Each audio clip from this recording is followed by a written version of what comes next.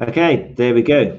Hello, people. Sorry about the wait. 8:07, all my fault. I was sounding like a chipmunk, apparently. Had a little microphone, had a little microphone issue, and we tried. We thought, would it work like that? And we decided it wouldn't work with Alvin interviewing Dr. Amy Bender. That wouldn't work. So apologies for the late start. Welcome if you're listening on the podcast. This is episode 63 of the Sports Therapy Association podcast. What you see behind you is not the normal. I don't live out of a hotel or a kind of a service station. I'm actually on holiday in Menorca, but I still have to do the show. The show must go on. So yeah, that's why. So bienvenido del Hotel Paradiso en las Islas Baleares, sobre todo desde Menorca. Un beso a todos. There you go. That's as much Spanish as you're going to get for this particular episode. So if you're listening to the podcast, then as always, you're welcome to join us live. We go live in two places. We go live in the Sports Therapy Association Facebook page, where you don't have to be a member of the STA.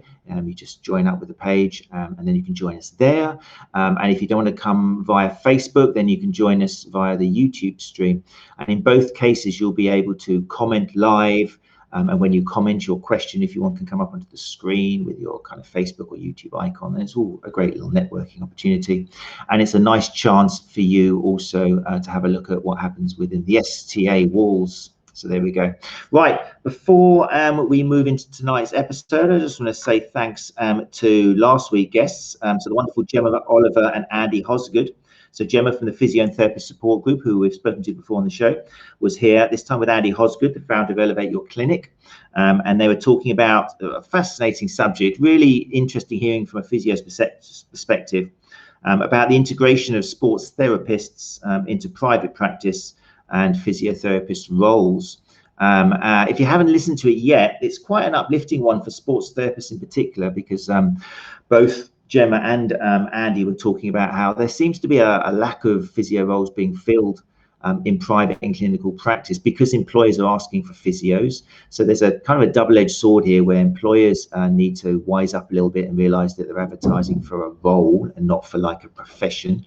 And also maybe sports therapists need to have sports therapists need to have the confidence to maybe write letters to, if they see a job application which says physio, look at the job spec. If they are looking for a particular set of skills which you feel you've got with your sports therapy degree, then write and say, look, I appreciate you said you needed physio, but I can do all of this and more.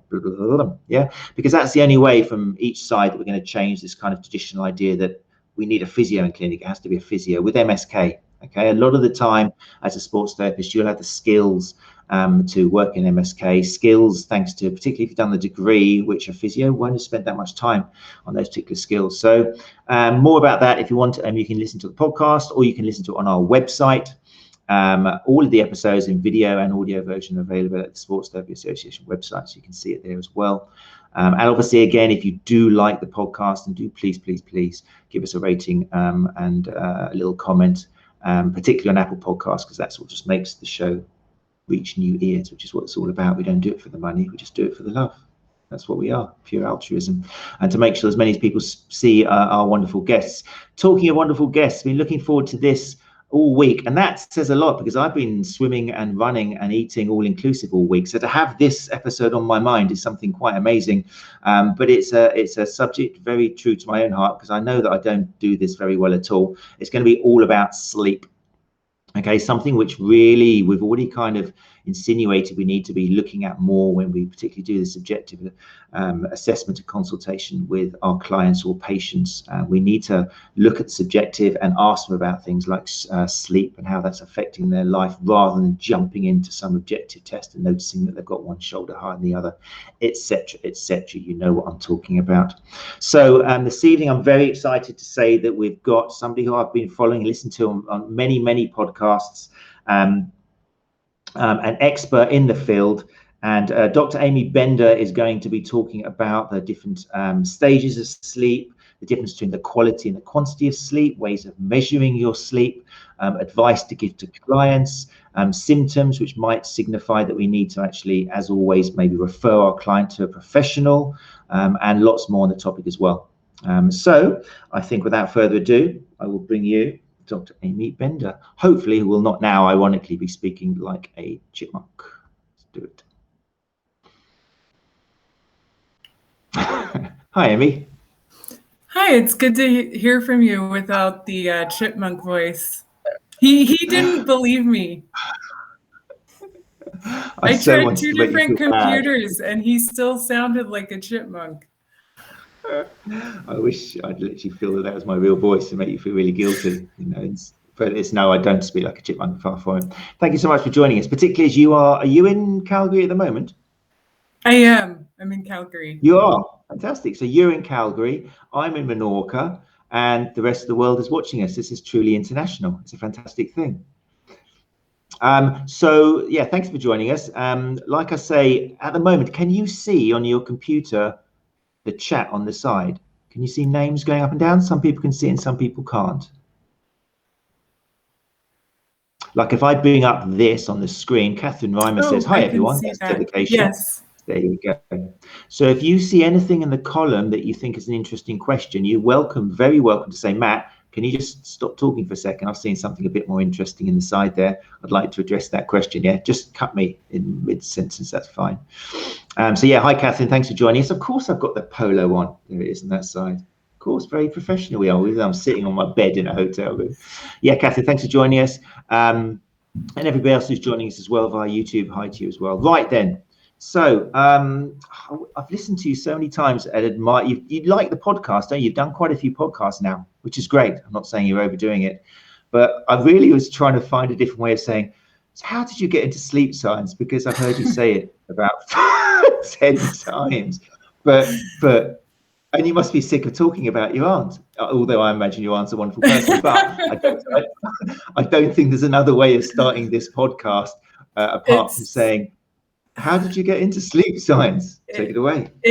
I mean, it's how it all started. I can't make up new stories. So, No, that's fine. yeah, my aunt was a sleep technologist. I was kind of at a crossroads in my career, and she said, come out to my lab, see what I do. So I went out there and she showed me, she hooked up a patient with electrodes on the head, looking at respiratory, so cannula in the nose, belts across the chest, leg movements, everything you would need in order to diagnose a sleep disorder. And those of you who have been in a sleep lab, you understand how many wires, this adds up across time.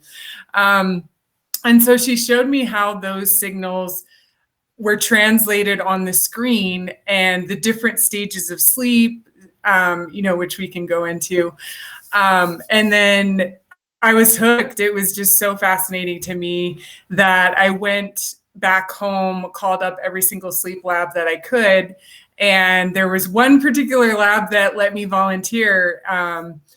So I was able to do some overnight studies and ended up landing a job as a sleep technologist at Washington State University, Spokane, where the person who I volunteered for was actually on the hiring committee for the director. And so it was kind of serendipitous that I landed this job with no real experience.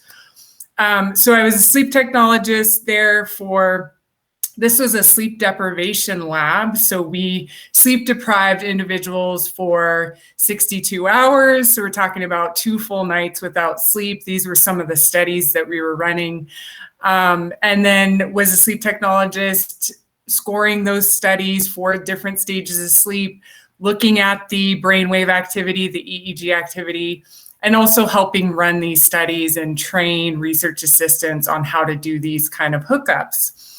But I was kind of at a ceiling. I really wanted to explore different questions on my own. And so in order to do that, I got my master's and PhD in experimental psychology at the same lab, and then ended up doing a postdoc at University of Calgary, which brought me up to Canada, working with Canadian Olympic team athletes and professional athletes.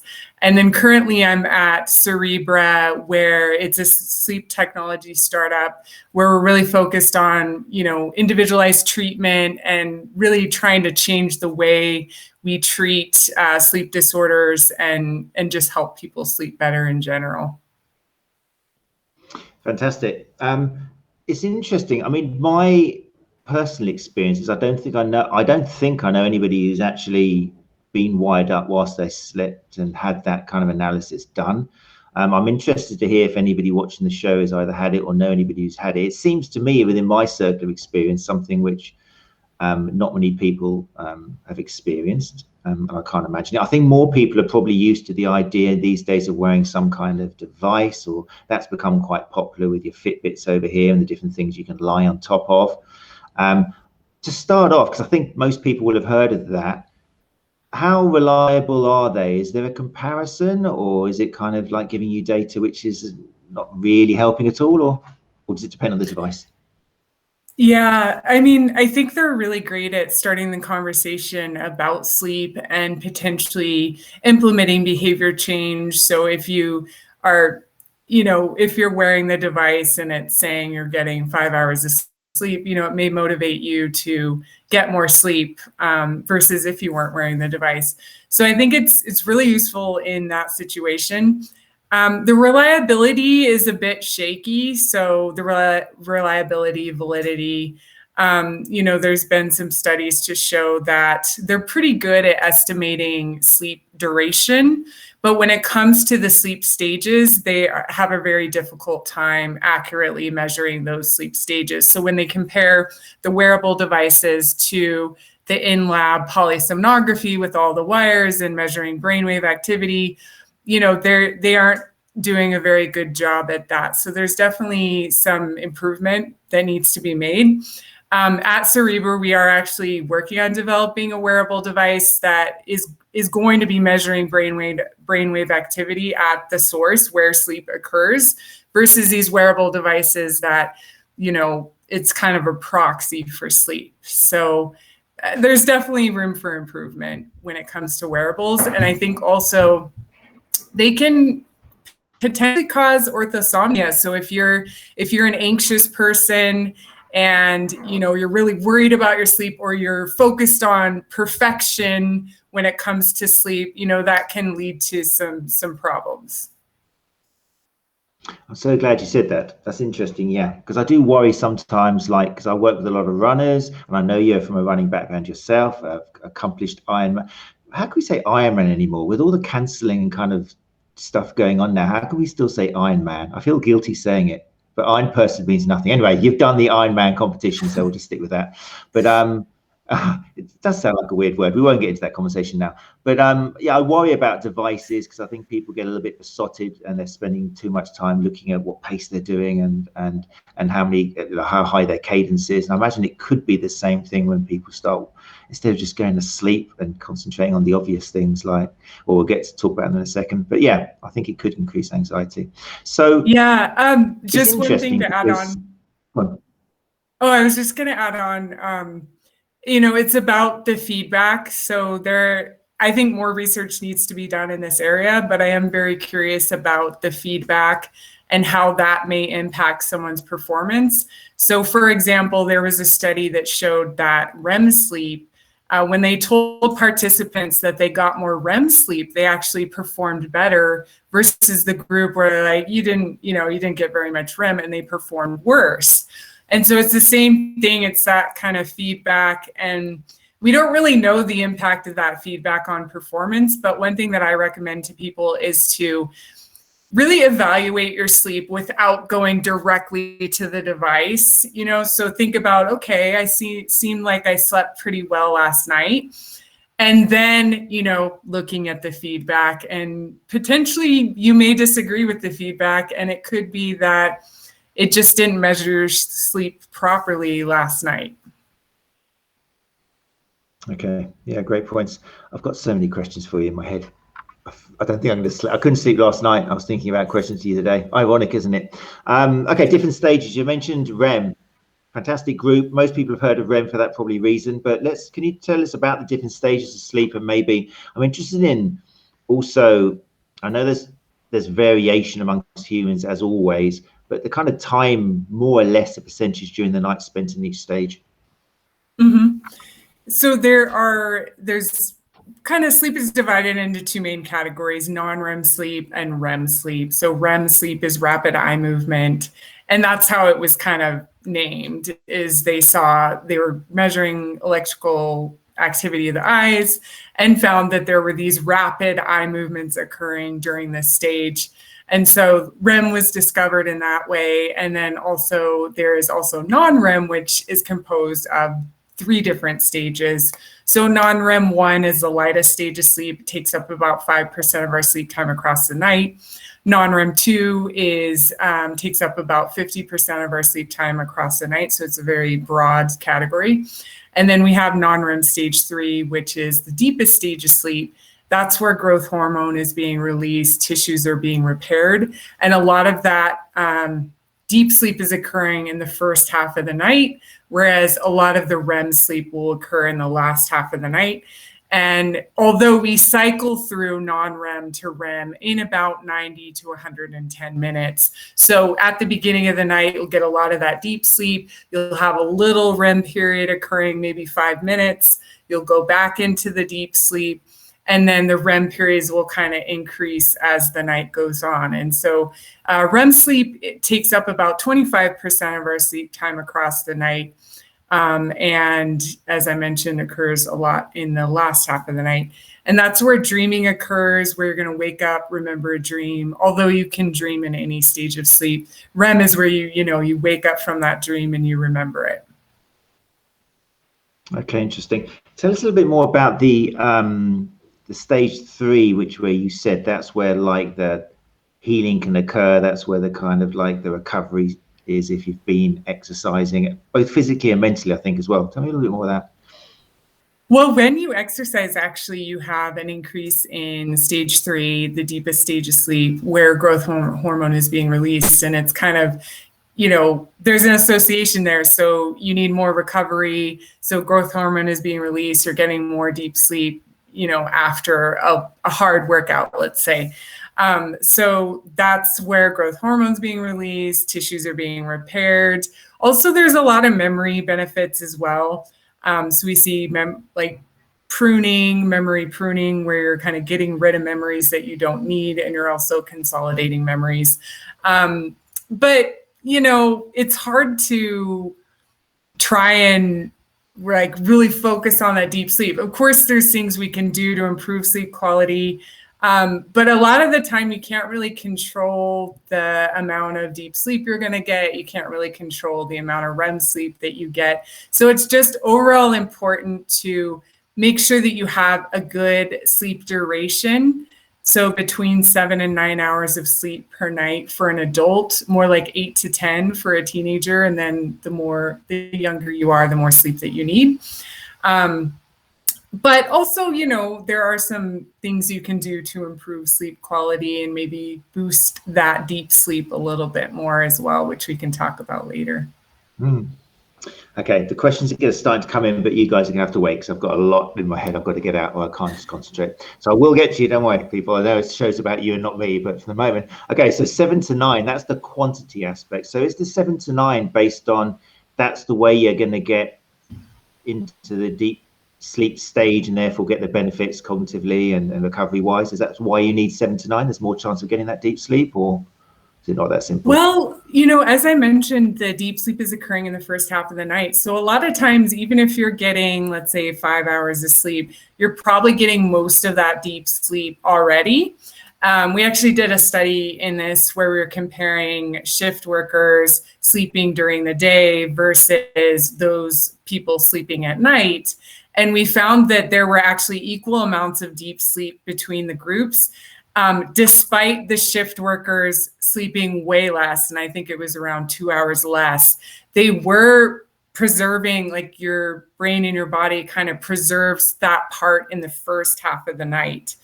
But when you're cutting off sleep, you're losing a lot of that REM sleep, which is also involved in memory, procedural memory and different kinds of cognitive tasks. So it's likely that you are preserving that deep sleep, but you would be probably cutting off a lot of the REM sleep if you're not getting enough sleep. Okay, fantastic. And I guess there's so many variables and factors as well, which is what brings in the quality as well, isn't it? Because there's plenty of chance that you're getting to 7 to 9 hours sleep, but then the quality isn't there. So could you tell us a little bit about how the quality can vary? Yeah, so it's not just about the quantity. So there are three kind of main factors that I always talk about when it comes to sleep. The first one is quantity or duration, which we talked about. The second one is quality. So you can't just, be in bed for 10 hours, but if you have an underlying sleep disorder, the 10 hours isn't going to make a difference because the quality of your sleep is so poor. So you have to kind of get that sleep disorder fixed. And then it's also about the timing as well. So as I mentioned with the shift workers, it's more difficult to sleep during the day just because our melatonin is being released at night, which helps us stay asleep and improves that sleep quality. So it's not just about the quantity or the quality, it's also about the timing. And all of us have kind of individualized chronotypes. So we want to go to bed at a certain time. You may be a night owl, want to go to bed after midnight. And that's probably likely when your melatonin is being released. You're just not tired earlier. And so versus someone who may be in bed by 9 p.m. and be able to go to sleep fine and wake up early. So trying to align your sleep window with your chronotype is something important for people to check out. And we can adjust the chronotype. It is something inherent, but there are certain things we can do with light exposure, with melatonin, in order to kind of bring us back to a more normal chronotype, because our society expects us to be up early. And there's this thing called social jet lag where there's a mismatch between your off days and your work days. And when that mismatch is very large, so for example, if you're going to bed at 2 a.m. on the weekends and sleeping until noon, the bigger mismatch between the weekends and the weekdays, the more social jet lag a person has, and just the more metabolic problems, mood problems, performance issues that we see. So interesting. Yeah, chronotypes, that's a great word. I'm going to use that with my wife when she keeps asking why I'm so grumpy in the morning. I don't like the light switched on. It's me. It's my chronotype. Don't ask me to change my chronotype. It's good. I once heard, and this is probably just a myth, and I wanted to ask you because you're probably the person to clear it up. I was told by somebody once that a certain percentage of the population, due to evolution, are always kind of night owls because they're the people who would guard the tribe whilst the others are all sleeping. So it's almost an evolutionary track to make sure that tribes were not attacked and somebody was awake. Is that based on any kind of anthropological truth, or have you heard that before? Yes, actually that's how they think chronotypes came about, is because they had a certain part of the tribe watching over at night versus a certain part, watching in the early evening. And so that's kind of what they're thinking and how chronotype evolved into what it is today. So people like myself who like to stay awake at night, and because someone on the internet says something that's not true, or whatever the reason is, and then they're tired in the morning, we're actually the guardians. We're the kind of guardians of the planet, really, aren't we? We're the kind of guardian of the tribe. Yeah. Our ancestors were. Well, night owls, they have a hard time because of the way society works. So I think, we really got to respect our night owls out there. Thank you. That makes me feel good. As a child, I remember at the age of, I suppose all babies have problems with sleeping, but I really didn't sleep and I tantrum. And this was going back to early 70s. And I was taken to a specialist, and basically they just said, you've got to lock him in his room and just let him do his thing. And he'll go to sleep eventually when he wants to. I think they followed the advice of Dr. Spock at the time, which was a book which all children kind of were given, or parents were given. Yeah, so basically they just had to put earplugs in downstairs and just lock me in my room and let me cry. And eventually they'd go in at 5 a.m. I'd eventually be asleep in the corner with toys all over me. But when it comes to babies and children, is it useful there seeing if there is a chronotype issue involved, as opposed to parents trying as hard as they can to get their kids down? If they understand that maybe the child is going to be a bit of a night owl, can it help if that's identified early, or is it very difficult to identify something like that? Well, so what we see in the research is that actually chronotype changes as you age. So what we see generally is that there is in early childhood, we're more likely to be more of an early bird versus adolescent, where it clearly changes to a night owl. And, you know, a lot of people say, oh, just go to bed early. You know, I've been in Twitter wars with people who I don't want to throw the strength and conditioning coaches under the bus, but, you know, they're like, just go to bed early. Like, you're just being lazy, you know? And in reality, no, it's about biology. So their melatonin isn't being released early enough. And so there is a shift towards being a night owl during adolescence.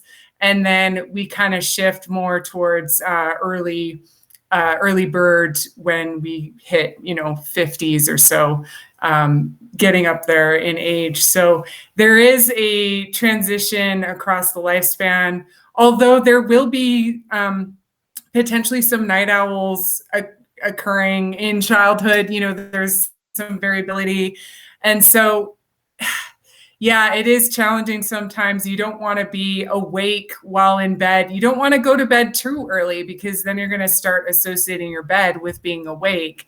And so it is a little bit tricky. And so there's been times with my own son where, you know, he's 8 years old and he's like, Mom, I can't go to sleep. And I taught him all these breathing techniques and they aren't working. And, you know, I'll just say, hey, come downstairs. You know, I don't want him being in the room for 2 hours awake. So I'll have him come into a new environment and then kind of send him back up when he's a bit sleepier. That's brilliant. There's going to be so much advice in this podcast for, obviously, where predominantly this goes out to soft tissue therapists who are working with people who are in pain. That's why they're coming to see us. But there's going to be advice for asking about those own people's sleep patterns, and also something which a lot of therapists who haven't had children don't appreciate is if you're dealing with a client who's got young children, that just changes everything, doesn't it? I mean, that just can play a huge part in prolonging pain experiences and stress and anxiety and stuff. So there's going to be a lot in here for therapists to look back in. I'm going to come back to how we can actually help people sleep better in a second, but I better put a few of these questions to you from the people who joined us live. Trevor, I think your question was answered, wasn't it? Yes, you said it was. Do the percentages stay about the same if hours of sleep are longer or shorter than usual? I think we covered that. Where did we see Becky? Welcome. How are you doing? Oh, here we go. This is from Sports Therapy Association. Could be Gary, could be Jake. Question is, I'll read it out for people listening to the podcast. Is there any value in the saying that hours sleep before midnight are better than those after midnight? That is a very good question. And my answer would be, it depends on your chronotype. So if you are a night owl, it actually would be better suited for you to go to bed later. And it doesn't matter if you're in bed by 10 p.m., you know, you would want to time your sleep with your melatonin release. So when you start to feel sleepy. So I would say this in general is a myth. I hear this a lot that, oh, it's the hours before midnight that count, you know, twice as much or whatever. But in reality, no, that's a total myth. And you want to sleep more in line with your chronotype and when you feel tired. Okay, so if we're working with a client, rather than telling them you've got to get a bit earlier, more useful advice would be, I know you wouldn't ask, do you know your chronotype, but do you know what sort of a person you are when it comes to sleeping? And is that something is there something online where it could tell them, or is it just like a little questionnaire or something to help them work out what type of sleeper they are? Yeah, actually, there's a website online that has a chronotype questionnaire. Maybe we could put it in the show notes after. Yeah, that'd be great. But yeah, it's just a couple questions that you fill out and it helps you determine, you know, whether or not you're a night owl or early bird. And, you know, about 70% of us are kind of in between. So there is a big chunk who can go either way, you know, and then there's about 15% who are really those night owls wanting to go to bed after 1 a.m., you know, wake up later. And then about 15% of us are early birds as well. So if you're working with somebody and trying to give them or monitor let's imagine an athlete of some form, you're trying to suggest when their training should be or when their exercises should be or their sleep patterns, getting them to find out what their chronotype is might be useful before just giving them a plan which you give everybody. Yeah, I mean, especially if they have the flexibility. A lot of us don't have the flexibility to create our own schedule, but there has been some research showing that depending on your chronotype, you perform better during a certain time of day. So for early birds, it was more that early afternoon, and for night owls, it was more like that evening time. So I think it is something useful to ask. Now, sometimes you can't really do much about it because you have school or you have work. And that's when we would want to incorporate some circadian rhythm techniques. So for example, we want to control light. Light is our biggest Zeitgeber. It's our biggest time giver. It tells us what time it is within our body. And so light, having lots of light in the morning, is going to help shift circadian rhythms to an earlier time. Whereas if I'm getting lots of light in the evening, that's going to shift my circadian rhythms later, which is what we typically don't want because we have to get to bed. We have to get up early for these activities. So if we have someone who is more of a night owl, but it's not really currently working with their schedule, we would want to get lots of light in the morning, preferably outside, or even using a seasonal affective disorder light. And we'd want to block light at night. So we'd want to block out the blue light at night, which is what our circadian rhythms are most sensitive to. So blocking out the blue light with blue light blocking glasses, 99%, we're talking like the dark orange, dark red, blue light blocking glasses would be useful. And potentially adding in melatonin in these individuals as well. And it can even be a small 0.5 milligrams is like a physiological dose of melatonin, which could help shift their rhythms to more of a normal time. Tell me more about the glasses. These things that people should be wearing at night. I was seeing if I had a pair. I don't have one on my desk right now, but they're just these orange glasses that you wear. They're very affordable. You can get them for, $25. And mine basically look like something a grandma would wear. My grandma used to wear like these wraparound kind of orange glass. And so, yeah, that's kind of what they look. That's what you should be looking for, is the dark orange or amber red is going to block out a lot of that blue light. And so there are blue light blocking glasses out there that are clear, but it's probably only blocking out maybe 10%, and they're more useful for computer use during the day. And so blue light blocking glasses 2 hours before your normal bedtime will help preserve some of that melatonin if, for example, you're working late at night, or you have, schoolwork you're doing, or even just watching TV in those 2 hours before bedtime. I highly recommend wearing blue light blocking glasses. For me, I try and wear them, especially if I haven't been outside during the day a lot. So being outside, especially in the morning hours, can protect you from the negative impact of electronic devices at night. So the more light history you have throughout the day, the less impact these electronic devices are going to have. So that's something to keep in mind too. Like, I don't necessarily wear them all day. If I've been outside for a few hours, you don't necessarily need them, but it's something worth to try. That's huge. It's brilliant. And these are just, again, gems that soft tissue therapists can provide to clients who have identified through the right subjective kind of questions that they do have a few issues and problems getting to sleep. These are lovely little gems you can add to be that therapist who comes up with something useful and different. Fantastic.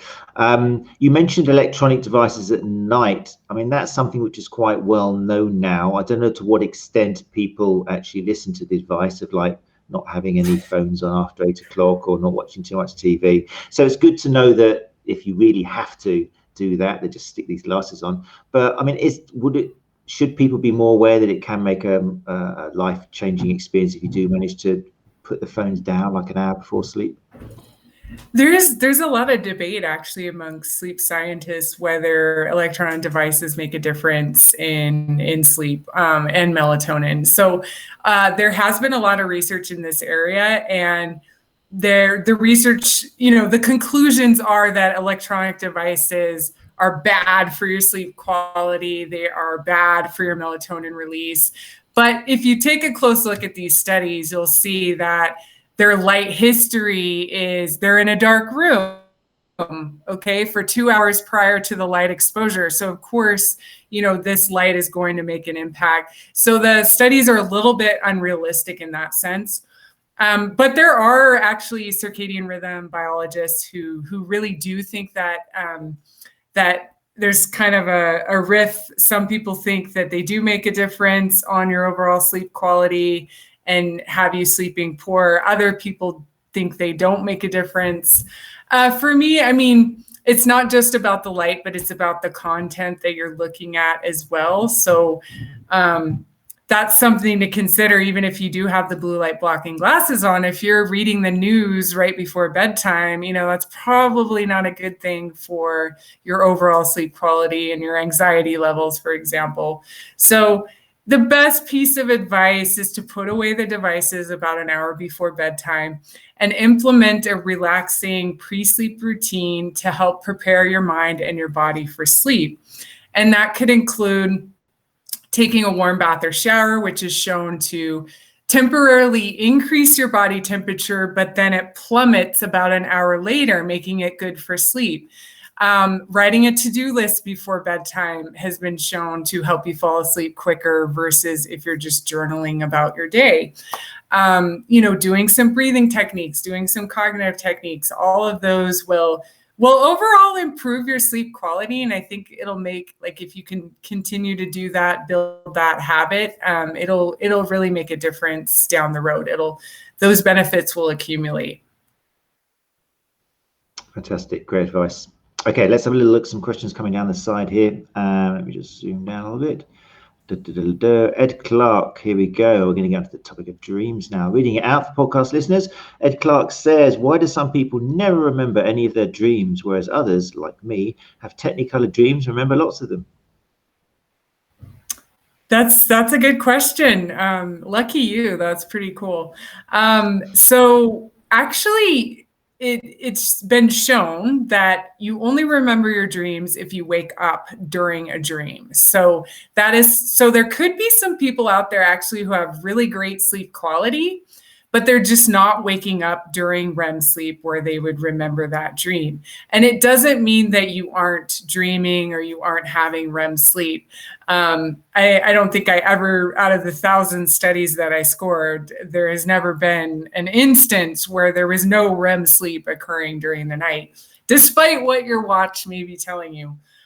So that's something to keep in mind, that you typically only remember your dream if you wake up during your dream. So if you have good sleep quality, it could be that you're just not waking up and then not remembering those dreams.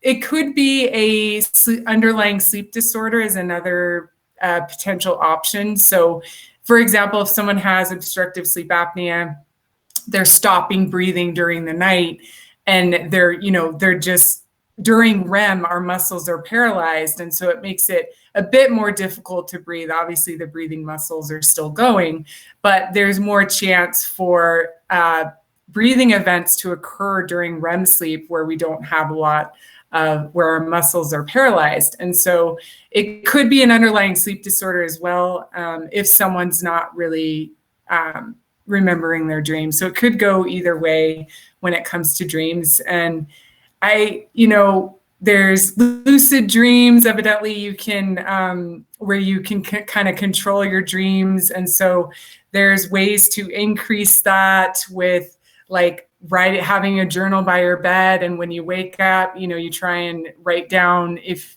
you were dreaming. You try and kind of, before you go to bed, try and tell yourself, I'm going to have a lucid dream. So there's ways to help you remember your dreams a little bit better, and even potentially control your dreams with lucid dreaming. But I am not an expert in that area. Great question, Ed. Thanks for that. Let's scroll down. Okay, somebody else has got there. Let's have a look. Oh, here's something interesting about twins. Here we go. Question here. Twins usually have opposite sleep patterns. I can vouch for this as a parent. I apologize to one of my twins for changing his chronotype to allow me some sleep during the night. Okay, is that something that twins you know about? Have you known about studies on twins? Well, about 50% of chronotype is heritable.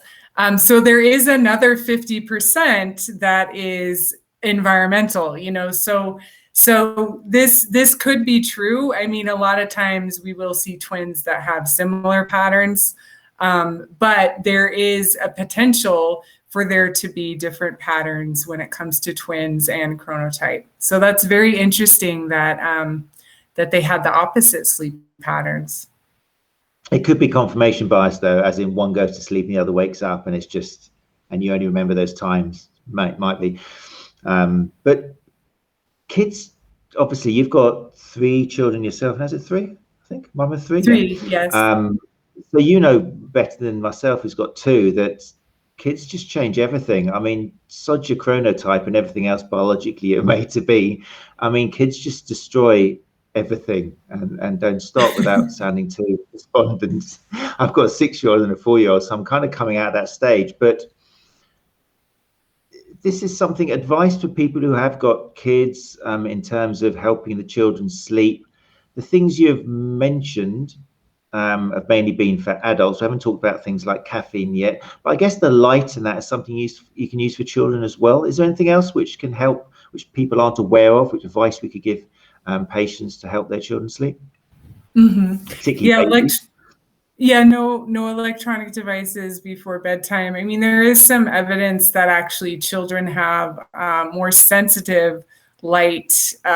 They're more sensitive to light, and so having electronic devices may actually be more impactful in children at making them sleep poorly. If having some breathing techniques. So for my kids, I kind of adapted some breathing techniques that I do. So for example, snake breathing is a good one. So the breathing techniques, you want to breathe out longer than you breathe in.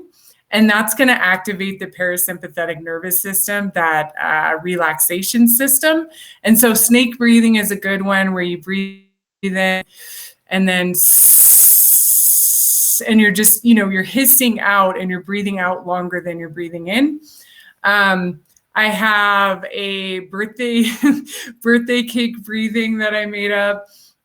So 4-7-8 breathing is something we do in adults. So you breathe in for 4 seconds, you hold your breath for 7 seconds, and you breathe out for 8 seconds. And so I adapted this for my kids to train, and I call it birthday cake breathing. And so you breathe in for 4 seconds, like you're sucking in a juice box at a birthday party. So you're like, and then you hold your breath underwater like you're at a beach party. This is embarrassing, but I'm just giving you my children tips. So you hold your breath for 7 seconds, and then you blow out the candles for 8 seconds. And so there's different little tricks you could do with your kids to make it fun, make the breathing fun. I also do a cognitive technique that normally I'll do the cognitive shuffle. So I'll think of a word such as bedtime, and I'll imagine all the objects that I can that start with B: ball, baby, bus, banana, move on to the next letter, E: eagle, egg. And I'm imagining these objects, while I'm thinking of them. And then, you just move on to the next letter. Well, a lot of times kids don't, they're too young to know what to do. So I tell them to pick a color. And so I say, okay, pick the color, blue. And I have them imagine all the objects that they can that are the color blue. So blueberry, a blue sweater, a blue coat, anything that they can think of that's blue, and then they could go on to another color. Ultimately, there could be an underlying sleep disorder. So if your child is really struggling with their sleep, it's occurring 3 times per week, It's been occurring for 3 months. This is something you probably want to get checked out from a sleep professional. So I wouldn't try and solve it on your own, and really, try and seek out that sleep professional to get some help. Because for my oldest son, he ended up having sleep apnea. And so we had to get his tonsils removed. And, me being a sleep scientist, you would think I would be like right on top of that. But it took years before we discovered that. And they thought he had asthma. And, it was that he had enlarged tonsils and adenoids. And so once we got those out, his sleep improved dramatically. So much in there for people to listen back to. Tips for kids. There's a question in here, tips for older people, which I want to come to in a second. But before we do that, you've mentioned a few times now, it could be a sign of a sleep disorder. What are some of these? They're like a little checklist where somebody should go and get checked out, and also who should they go see? Is it via their kind of GP? Or so what are the symptoms first of all, where you should be thinking something could be up here? If someone's witnessing you stop breathing during the middle of the night, so if you're pausing your breathing during the middle of the night and then you kind of like snort, that could be a sign of sleep apnea. So that would be a sign. If you're really tired during the day and you're needing a ton of caffeine to get through the day, or normally we feel a little bit tired after lunchtime based on our circadian rhythm, and that's kind of circadian dip. But if this is occurring a lot earlier, like if you're exhausted upon awakening, or if you're exhausted at 10 a.m. where you need a nap, that's probably a sign that there could be something going on with your sleep quality. And so the best bet, depending on where you're at, would probably be to go to your GP and then get referred to a sleep center. How many times, I mean, I know the answer to this, but I want you to say it out loud because it makes me think that I need to go and see someone. I think people would be shocked, but how many times did you say it's normal to wake up during a night, and then how long should it take you to go back to sleep again? So there is actually a definition of sleep quality based on the National Sleep Foundation. And so their definition of sleep quality is that you fall asleep in less than 30 minutes, you wake up no more than one time per night, and you fall asleep within 20 minutes of waking up. And you're sleeping 85% of the time that you're in bed. So, kids or parents with kids, this is a daily occurrence, so obviously there are external factors that can go on, but if your sleep environment is good, if you have no pets or kids waking you up, and you're continually to wake up multiple times per night, and you're tired during the day, you probably want to get it checked out. I'm thinking, one big external factor, I guess, is the person you're sleeping next to. Because I find that every time your partner turns over, that Yes. wakes you up, and then you both wake up in the morning saying, God, you were moving a lot in the night time. And you're thinking, no, you were waking, and you realize neither of you got a good night's sleep. But I think, and I've seen this amongst clients as well, I'm trying to find ways to, especially if your partner's snoring or something like that. But is partner dangerously a reason for poor lack of sleep quality often? Absolutely. If someone is snoring throughout the night, it can certainly wake up their partner. And that's why there's kind of a trend for sleeping in separate rooms, sleeping, in separate beds. Never say that. That's why it's not just about your own health. If you're snoring a ton, it's also about your partner as well. It could be impacting their sleep quality.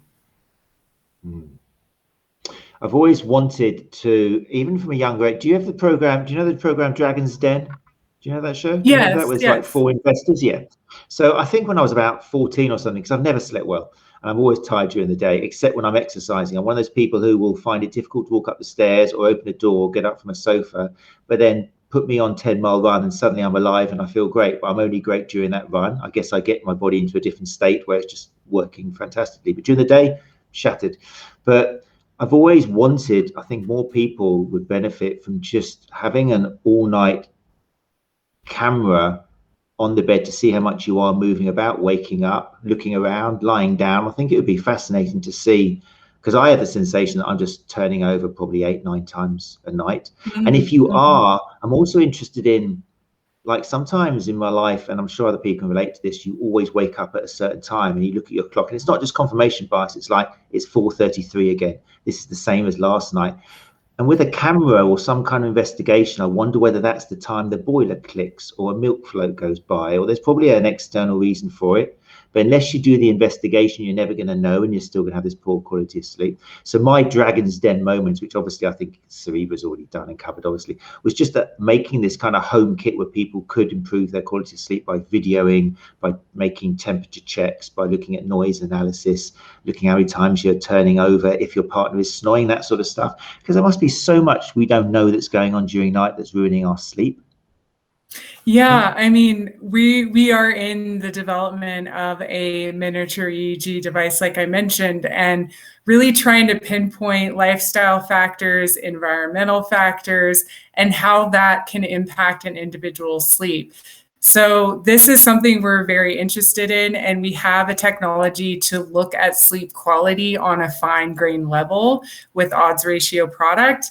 And so it's more than just the stages of sleep and you're getting 25% deep sleep. You know, we have a way to look at that across the entire night. We have a way to look at this sleep depth across the entire night. And we're finding, even in one of a publication that's going to be published soon, that even like little noise decibels, so the higher the noise decibel, the more impact it has on the sleep depth.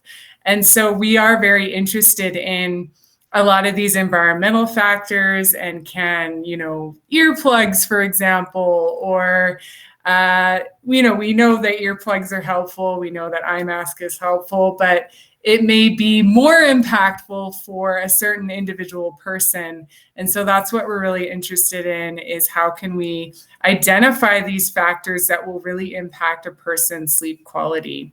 So stay tuned. Oh no! And as far as you know, there's not. This is something going to be something quite new for the market, is it then?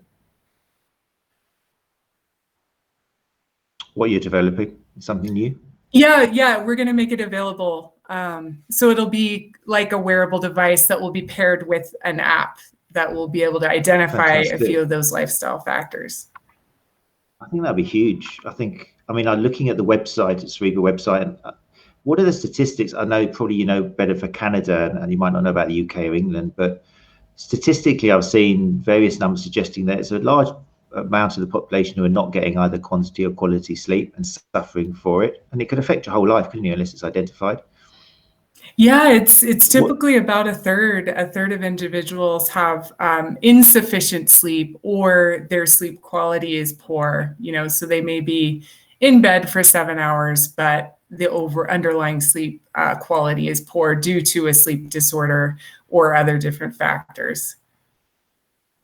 And we've run out of time now, but that obviously opens up to a lot of your work with Olympic level athletes and national hockey teams and things. But out of that third, how many of them are also at the same time trying to compete in elite sports? Yeah, so I actually did a study in 200 Canadian national team athletes, and we found about 25% had a clinically significant sleep problem. So, you know, one of the parts of that study was to identify these individuals and get them help. And of course, that leads to better health, better performance down the road. So it occurs everywhere. You know, sleep disorders are occurring in many different populations. One thing for your listeners could be utilizing the athlete sleep screening questionnaire, which is, I helped develop this questionnaire. And if you go to centerforsleep.com, you'll be able to take that questionnaire and get individualized recommendations and be able to identify someone who does have a clinically significant sleep problem. So yeah, go to centerforsleep.com and then look for the athlete sleep screening questionnaire.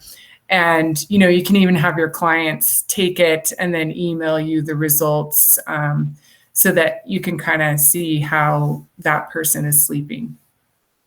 Fantastic. That's a great resource. I think I can bring this up on the screen. I'm going to put it on full screen for people watching, but don't worry, we can still hear you. Let's just put this on here.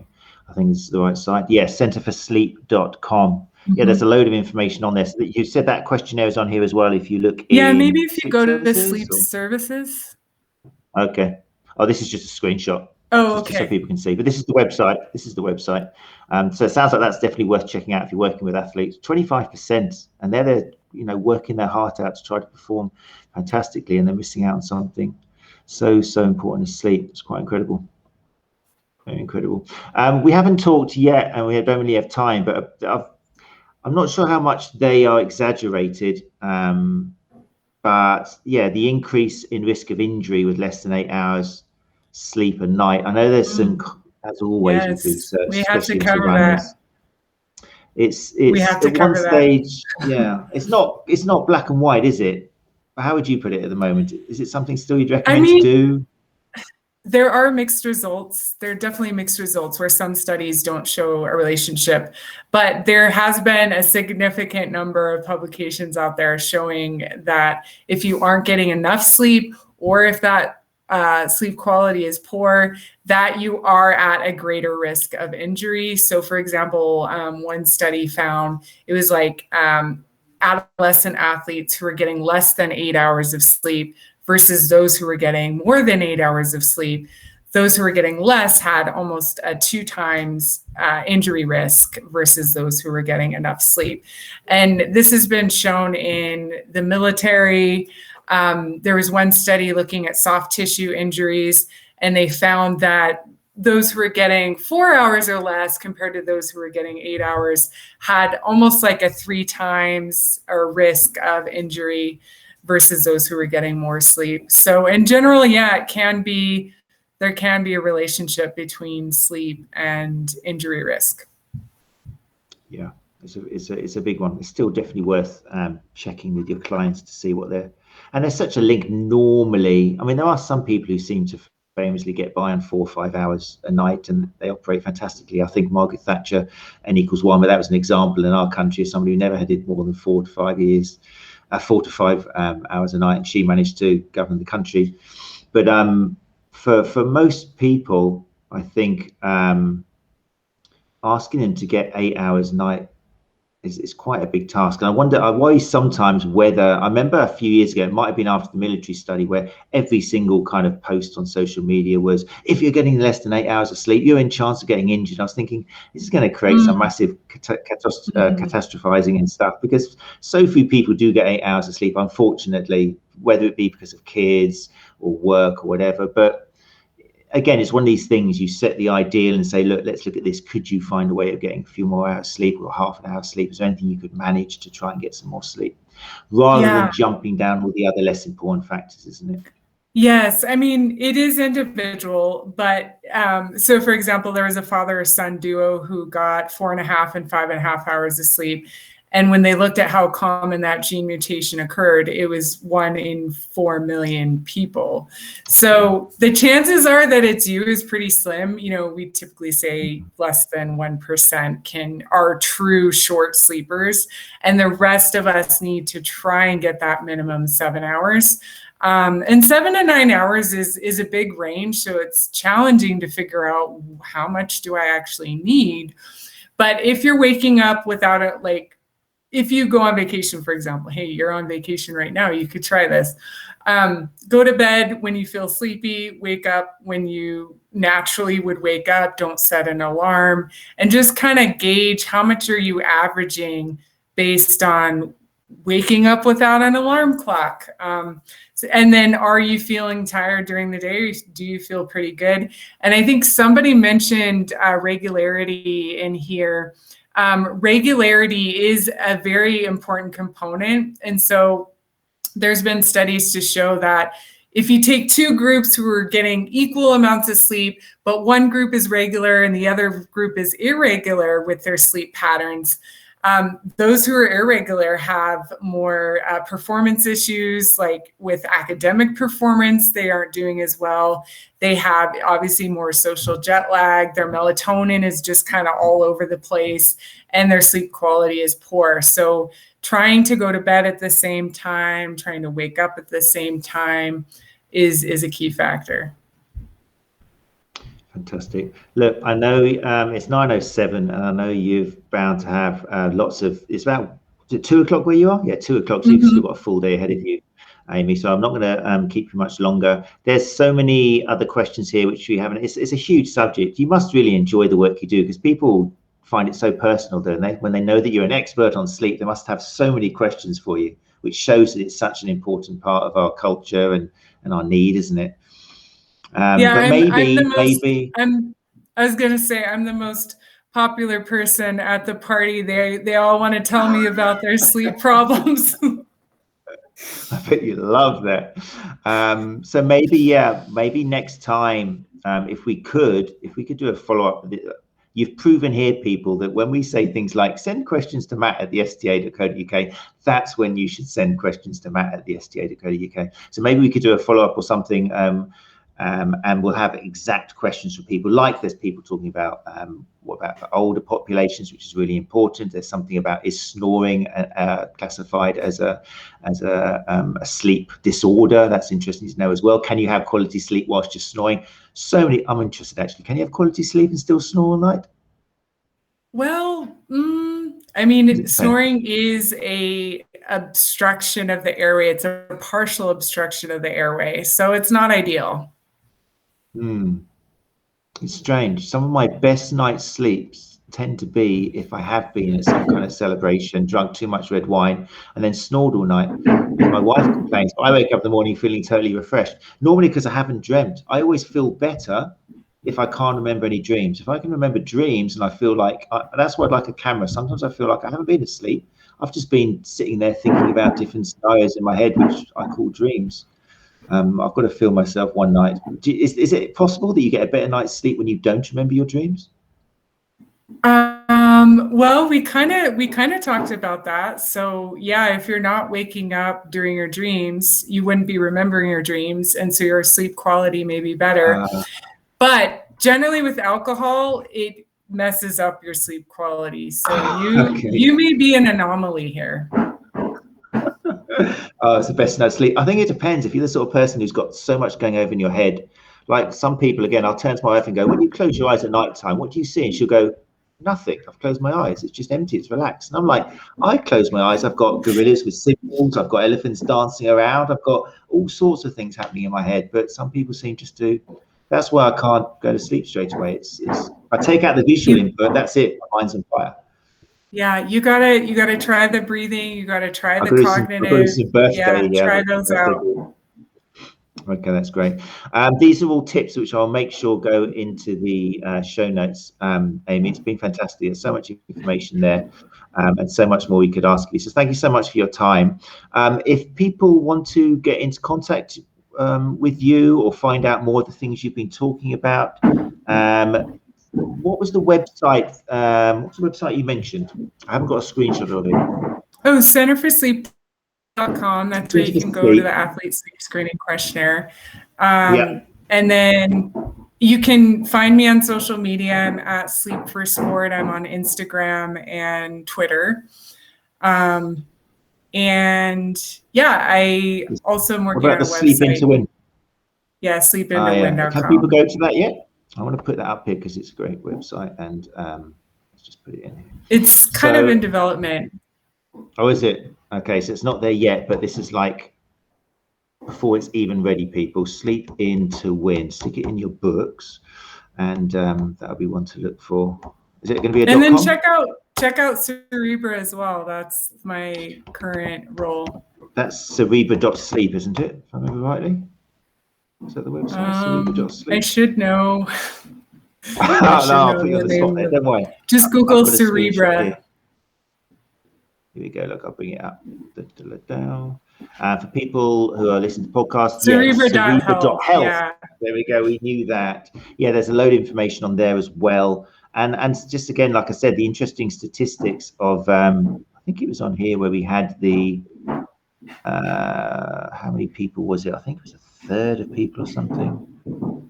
Oh well, have a look, people. Anyway, it's Cerebra.health. There's a lot of information on there as well. Right, people, thank you very much for joining us. Amy, it's been way too short, but there's so much in there. I can't wait to listen back to it to myself. Have you got anything interesting coming up for the rest of the year, apart from developing your website? Any more trips to see Oprah or kind of TED Talks, anything like that? I mean, I'm doing a couple conferences. So I'm doing one in Monaco in November. That's the IOC Prevention Conference. So maybe some people, it's an injury prevention conference. And then I'm also going to be attending World Sleep in Rome in 2022 and have a couple other conferences lined up. Nice places to go to do conferences. Monaco and Rome. You pick well. I'm sure. Yeah, fantastic. I'm excited. And there's an awful lot of things online with you speaking and things people can look up. So just put in Dr. Amy M. Bender. I don't know what the M stands for. You're going to have to tell me now, actually. I keep seeing Marie. On Twitter. Marie, there we go. So Dr. Amy M. Bender. Yeah, there's plenty of information out there, people, if you enjoyed what Dr. Amy Bender has said today. So look that up. Thank you so much again, Amy. Thanks for having me. We'll do a part 2. I do hope so. I'm going to say goodbye to people now, and then we won't be live anymore. And I'll just say thank you to again briefly now. Okay. So people listening on the podcast, thanks very much. If you did enjoy the show, then please do leave a rating on Apple Podcasts in particular. And thanks to those who joined us live. As always, it's great to have you here. And if you didn't join live and you fancy joining us live, then it's always Tuesday, 8 o'clock UK time. So that's British Standard Time at the moment. Next Tuesday, we're going to be talking to Dr. Claire Minshall, who some of you will know came off her bike recently and has had shoulder surgery, and she's rehabilitating for that. But yeah, fantastic strength and conditioning coach who I think recognises the importance of sleep. So she's not in the same kind of umbrella group which Amy was referring to before. But yeah, Dr. Claire Minshall will be with us next week, people. So Tuesday at 8 o'clock, do come and join us. But for now, on behalf of myself and Dr. Amy Bender, thank you very much and take care of each other. Bye-bye.